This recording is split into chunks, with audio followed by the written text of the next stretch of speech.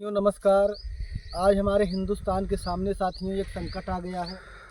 हम सब हिंदुस्तान के गरीब आदमी हैं। जब चाहते हैं हम जब अपना वोट अपने कैंडिडेट को दें जो हम जिसको चाहते हैं जीत जाए, अगर वो वोट उस कैंडिडेट के पास नहीं जा रहा है तो साथियों ये एक संदेह है चुनाव आयोग के ऊपर। मैं ज्ञानेश कुमार गुप्ता जी से कहना चाहता हूँ, मैं उनके ईवीएम का विरोध नहीं करता हूँ। पहली बात तो अगर आप ईवीएम से चुनाव कराते हो तो कराओ, अच्छी बात है। आप जो उसमें एक वीवीपैट लगा हुआ है, वीवीपैट में एक पर्ची दिखती है। मैं कहना चाहता हूँ उस वीवीपैट से एक पर्ची निकले, हम उसको देखना चाहते हैं हमारे कैंडिडेट पे वोट गया कि नहीं गया। देख लिया, और बगल में एक पेटी रखी हुई जिसे कहते हैं बैलेट बॉक्स, उस पर्ची को उठा के हम उसमें डाल दें। जब कभी संदेह हो कि ईवीएम गड़बड़ है तो हम उस बैलेट बॉक्स को गिनती कर लें और ईवीएम से मिलान कर लें ताकि संदेह दूर हो जाए साथियों। लेकिन साथियों आज ऐसा नहीं हो रहा हिंदुस्तान के अंदर।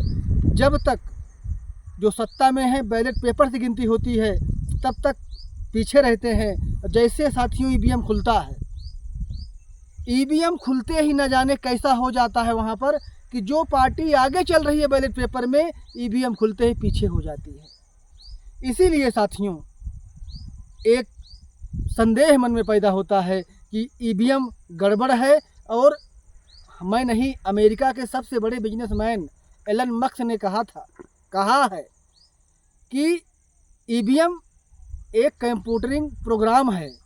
अगर कंप्यूटर हैक हो सकता है तो ईवीएम भी हैक किया जा सकता है। इसीलिए उन्होंने कहा कि ईवीएम से चुनाव कराना ये देश के लिए सही नहीं है। अगर जिस चीज़ पे प्रश्न चिन्ह उठ जाए मेरे साथियों, उस चीज़ को बैन कर देना चाहिए। या तो विपक्ष को बर्बाद करने की कोशिश हो रही है और जो सत्ता पक्ष है उसको सही दिखाने की कोशिश हो रही है। इसीलिए हमारे देश का चुनाव आयोग ईवीएम को बैन नहीं कर रहा है। मेरा चुनाव आयोग से एक निवेदन है, अगर अब की बार कहीं भी चुनाव हो हिंदुस्तान के अंदर, चाहे यूपी में होगा, तो वहाँ पर बैलेट पेपर से चुनाव हो ताकि हिंदुस्तान के अंदर पारदर्शी तरीके से चुनाव हो। और जो हम सब वोटर हैं, हमको भी शंका है, उस शंका दूर करे चुनाव आयोग।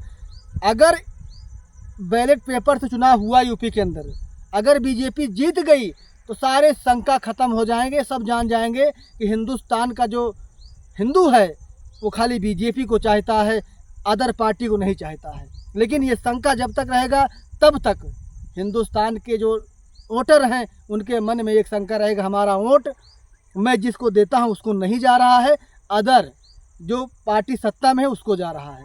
मेरा निवेदन स्वीकार करें। जय हिंद, जय भारत।